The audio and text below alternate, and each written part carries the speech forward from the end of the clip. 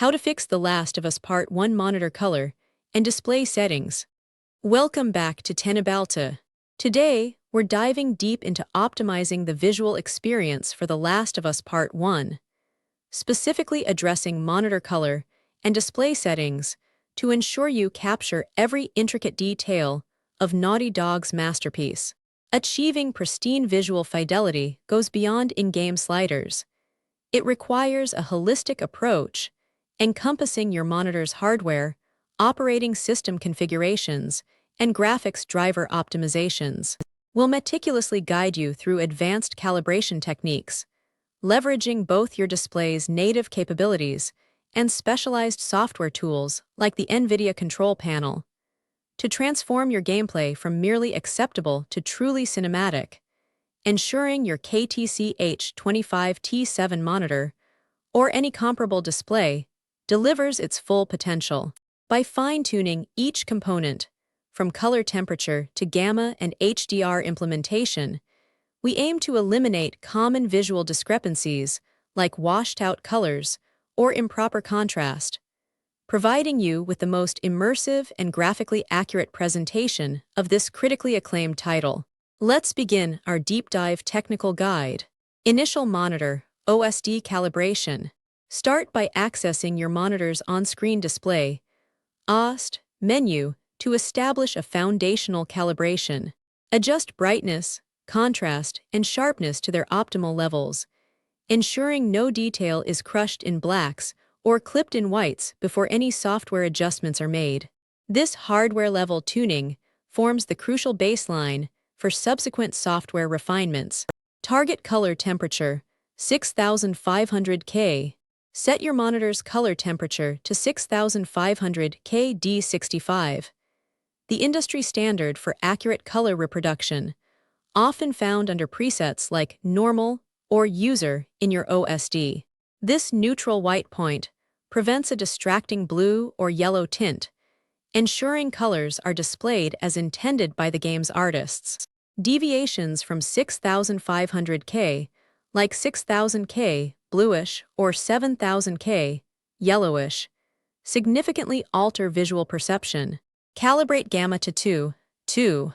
Gamma correction is essential for controlling the overall brightness and contrast of midtones, impacting how shadows and highlights transition.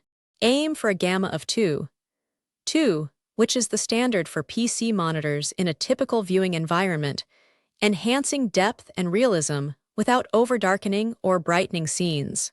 Many monitors offer 1, 8, 2, 0, 2, 2, or 2, 4 presets, so select 2 if available. HDR implementation, monitor and windows. For your KTC H25T7, which supports HDR 400, enable HDR both in your monitor's OSD and within Windows display settings. While HDR 400 offers a noticeable improvement over SDR, understand its limitations compared to higher-tier HDR standards, primarily concerning peak brightness and local dimming capabilities. Ensure Windows HDR calibration is performed for optimal tone mapping. NVIDIA Control Panel desktop color settings. Navigate to the NVIDIA Control Panel and adjust desktop color settings. Here, fine-tune digital vibrance to boost color saturation to your preference and make subtle adjustments to brightness, contrast, and gamma, ensuring these complement your monitor's OSD settings rather than conflicting with them. Experiment cautiously to avoid oversaturation or loss of detail. NVIDIA Control Panel Video Color Settings, Default. Within the NVIDIA Control Panel's Adjust Video Color Settings section, it is generally recommended to leave all parameters at their default values. Altering these settings often applies redundant or conflicting color profiles, potentially leading to an inaccurate or washed-out appearance that interferes with game-specific optimizations. The system's default processing is typically the most robust. NVIDIA Control Panel Video Image Settings, Default. Similarly, the Adjust Video Image settings in the NVIDIA Control Panel should remain at default. Software-based enhancements like edge enhancement or noise reduction can introduce artifacts or unnatural processing that detract from the game's intended visual presentation. Prioritize the game's native rendering and your monitor's capabilities. NVIDIA Control Panel Texture Filtering Quality. Under Manage 3D settings in the NVIDIA Control Panel, set Texture Filtering Quality to High Quality or Quality. This prioritizes visual fidelity over raw performance in texture sampling, significantly enhancing the clarity and detail of textures, particularly in games like The Last of Us Part 1, where environmental storytelling is paramount, and it can subtly mitigate issues with temporal anti-aliasing TLOU artifacts. Full-range RGB output, NVIDIA Control Panel. Crucially, in the NVIDIA Control Panel under Change Resolution, ensure Output Dynamic Range is set to full 0-255 RGB. This prevents the monitor from receiving a limited RGB signal 16-235, which can result in crushed blacks, clipped whites, and an overall washed-out image, especially critical for achieving true black levels. A mismatch here is a common culprit for poor color reproduction. In-game brightness and contrast calibration. Once in The Last of Us Part 1, meticulously follow the game's integrated brightness and contrast calibration prompts, typically guiding you to adjust sliders until a specific logo is barely visible.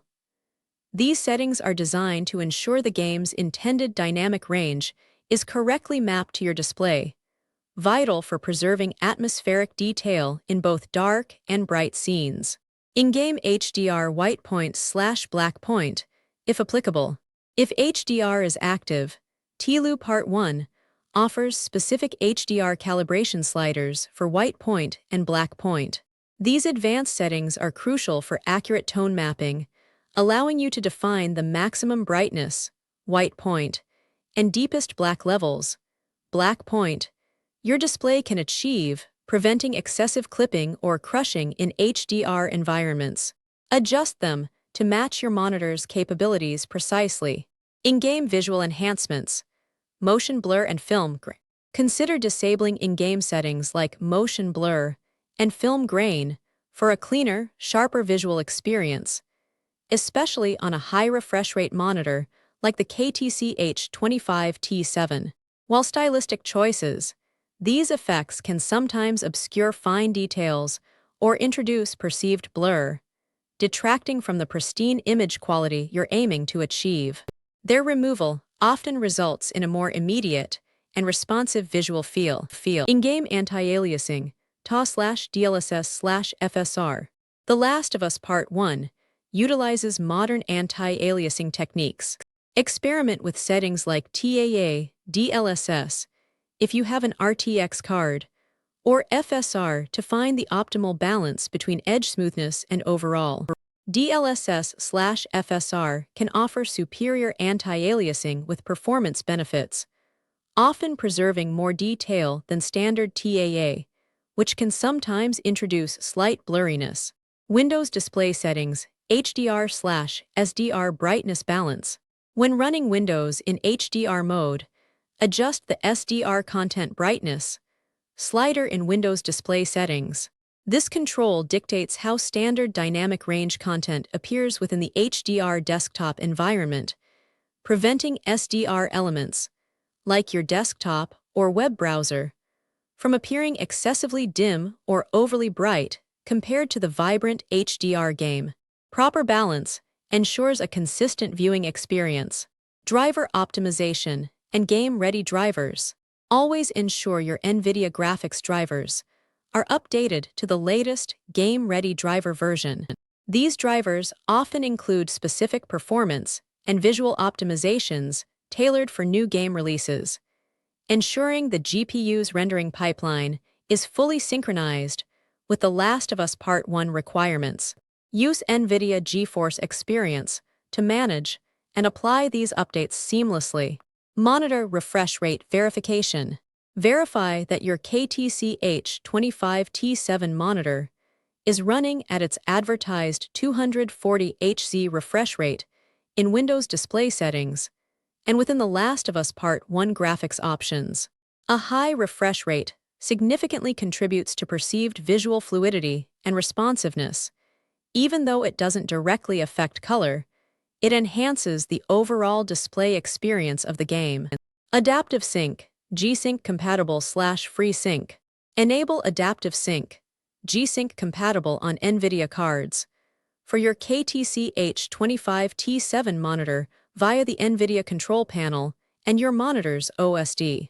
This technology synchronizes your monitor's refresh rate with your GPU's frame rate, eliminating screen tearing and reducing input lag, providing an incredibly smooth and tear-free visual experience. This indirectly enhances perceived custom color profiles (IC).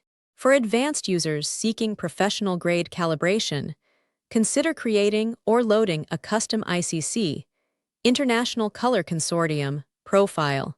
Tools like a colorimeter can generate highly accurate profiles that Windows Color Management can then apply, providing the most precise color rendition tailored specifically to your monitor's unique characteristics. This is the gold standard for color accuracy. Utilize NVIDIA Freestyle for post-processing optional. As an advanced, optional step, explore NVIDIA Freestyle filters via GeForce Experience, Alt plus F3 in-game, to apply real-time post-processing effects. You can fine-tune sharpness, color, and even apply specific visual styles. However, use these cautiously as they can deviate from the game's artistic intent. Focus on subtle enhancements rather than drastic alterations. Objective testing with calibration patterns. After all adjustments, utilize external calibration test patterns, such as those found on Lagom LCD test pages, to objectively verify your display settings. These patterns help identify issues like color banding, black level crushing, white point clipping, and proper gamma, providing empirical feedback to confirm the efficacy of your calibration. This ensures your settings are truly optimized, not just subjectively pleasing. By meticulously following these deep technical steps, you'll transform your visual experience in The Last of Us Part 1, achieving a level of immersion and fidelity that truly honors the game's artistic vision. Don't forget to follow Teknobalta for more expert technical guides and content.